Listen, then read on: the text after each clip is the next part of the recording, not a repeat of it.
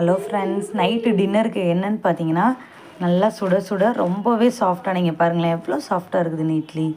நல்லா சாஃப்டாக, நல்லா ஒயிட்டாக, குஷ்பு மாதிரி அழகாக இட்லி.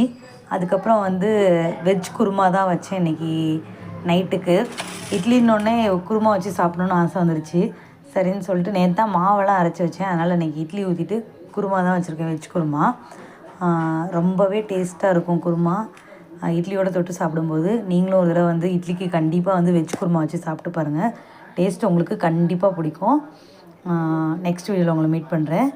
அதாவது மாவு எப்படி அரைக்கணும்னு சொல்லிட்டு ஒரு வீடியோ போட்டிருக்கேன். இட்லி கரெக்டாக இந்த மாதிரி சாஃப்டாக நல்லா பஞ்சு மாதிரி வர்றதுக்கு எவ்வளோ மெஷர்மெண்ட்டு, அரிசி உளுந்து எவ்வளோ மெஷர்மெண்ட்டுன்றதை அந்த வீடியோவில் சொல்லியிருக்கிறேன். பாருங்கள், கண்டிப்பாக பிடிச்சிருந்தால் லைக் பண்ணுங்கள், சப்ஸ்கிரைப் பண்ணுங்கள், மறக்காமல் கமெண்ட்ஸ் பண்ணுங்கள். Bye bye friends.